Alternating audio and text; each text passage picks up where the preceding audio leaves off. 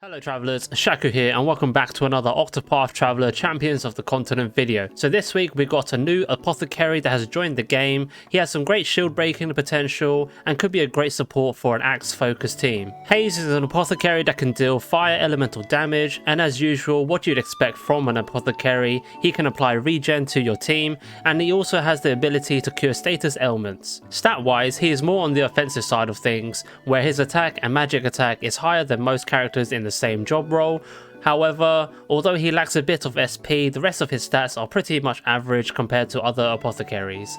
Moving on to his notable abilities, he has a one-hit single target axe nuke attack with a potency of 230. As usual, this kind of skill is effective when the enemy is broken and is weak to axe attacks. Haze also has a 3-hit random target axe attack, which has a moderate chance to inflict bleed. This is a great shield breaking ability when facing one enemy and goes well with one of his 5-star abilities. Next, he has a one-hit single target fire nuke attack with a potency of 230. Considering his magic attack stat is quite high compared to other apothecaries, you can expect it to deal some massive damage when the enemy is broken. And then he has a unique skill which is a one-hit single target fire and axe attack, which does 50% more damage on a bleeding target, but it removes the bleeding stack from the enemy. This skill would go well with his 3-hit random target axe attack and could also be a great combination with other characters that can inflict bleed, such as Loomis, Stead and Jamela. Another skill that I think that is worth mentioning is his 4-hit random target axe attack, which allows him to act fast on the turn. This is a great skill for situations where you want to break the enemy before they can act, which in turn could be useful to avoid incoming damage. If not, it's another great skill for shield breaking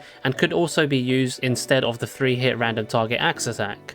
Moving on to Haze's ultimate technique, Requiem is a single target axe attack that has a moderate chance to inflict bleed on the enemy and can deal 20% more damage if the target is bleeding. It has a potency of 500 at level 1 and goes up to 600 potency at level 10. This ultimate technique is great if you want to have a chance to continue stacking bleed on the enemy and deal that extra damage. Apart from that, nothing too special in my opinion. Moving on to Haze's passive skills, his 1-star passive, when at full HP, raises the axe damage of the entire front row by 15%. This is a great damage increase for an axe team and can prove to be useful for the apothecary job tower. His 3-star passive, when breaking an enemy, can inflict 20% defense down and increase his attack by 20% for 2 turns. This passive could be useful depending on how you use him. To make use of this skill, it might be a good idea to slot the 4-hit random target axe attack that allows him to act fast. Well, is Haze worth pulling for? In my opinion, he is great for players who don't have a decent regen healer and would do well in future job towers for the apothecaries. However, his overall kit is nothing too spectacular,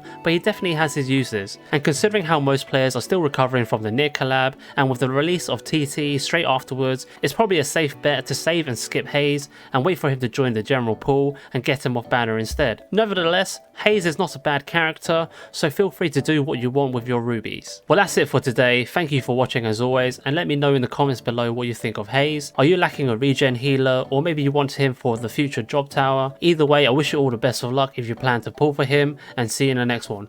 Peace!